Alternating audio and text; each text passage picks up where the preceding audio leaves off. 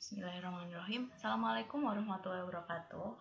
Halo anak-anak, kita akan belajar tentang gerak benda dan makhluk hidup di lingkungan sekitar. Jadi kita ini akan belajar tentang gimana sih gerak benda itu, gimana gerak makhluk hidup. Ya, sama halnya dengan gimana geraknya hewan, gimana geraknya tumbuhan. Nah, yang pertama kita akan belajar tentang gerak benda. Gerak benda ini, benda itu nggak mungkin kan bergerak sendiri. Dia pasti ada yang namanya gaya yang mengenainya. Entah itu dorongan ataupun tarikan. Seperti halnya mobil. Mobil itu kalau misalkan mau bergerak itu kan pasti ada mesinnya. Nah, mesin itu yang mendorong mobil itu untuk bergerak. Seperti itu. Jadi ada gaya yang mengenainya. Nggak mungkin tiba-tiba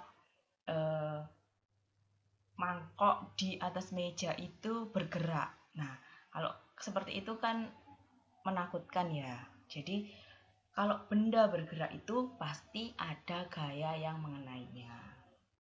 Seperti itu. Entah itu dorongan ataupun tarikan. Kalau misalkan tadi mangkok yang ada di meja tiba-tiba bergerak. Nah, itu mungkin aja ada angin yang mengenainya sehingga mangkoknya bergerak seperti itu. Nah, gerak benda ini yang pertama kita akan belajar tentang jarak. Nah, jarak itu apa sih?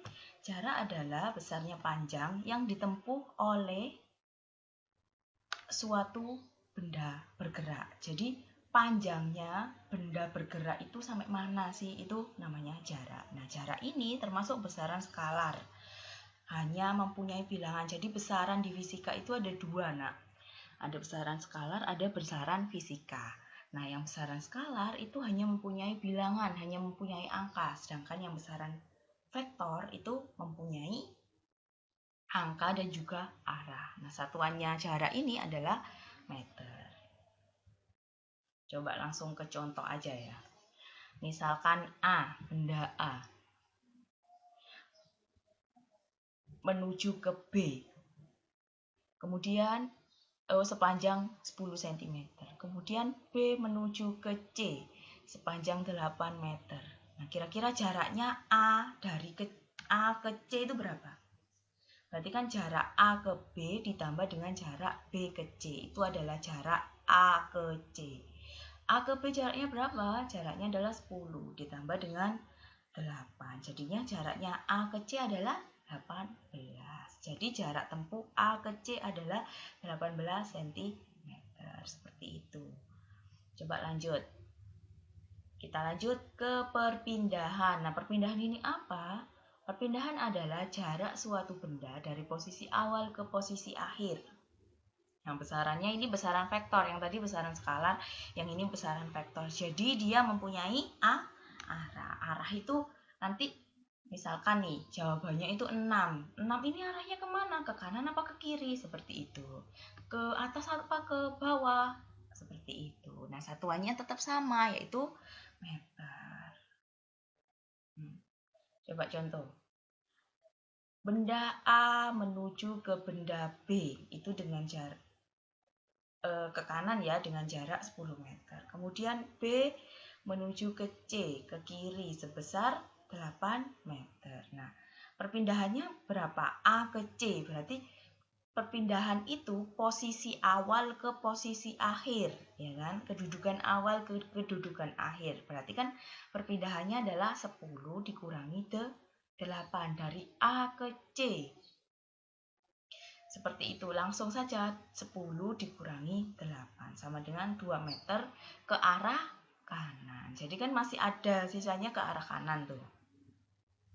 Nah, jadi perpindahan A ke C adalah 2 meter ke arah kanan. Sorry ya, itu kurang ke arah kanan.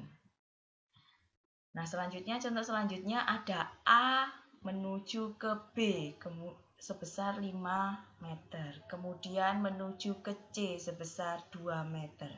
Terus menuju ke D sebesar 7 meter. Kira-kira ini jaraknya berapa? Ayo, jaraknya berapa? Ayo. Oh, kita hitung perpindahan dulu ya. Jadi perpindahan A ke D itu berarti A ke D. Jaraknya itu kan kita pakai rumus Pitagoras kan.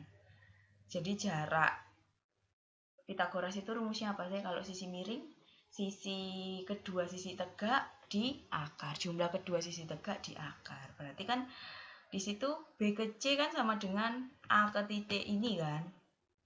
B titik sirinya kan. Berarti B ke C itu A ke titik yang ini sama dengan 2. Dan D ke titik yang ini, yang sini itu juga 2. Berarti akar 2 tambah 2 itu sama dengan akar 4. Berarti jaraknya A ke D itu sama dengan 2 meter. Nah, bagaimana dengan jarak? Jarak berapa? Ke arah kiri menyerong ke bawah ya.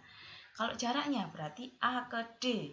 Berarti 5 tambah 2 tambah 7. Berarti jaraknya A ke D ini sama dengan 5 tambah 2 ditambah 7. Kenapa kok gitu? Karena dia melalui B, melalui C, melalui D.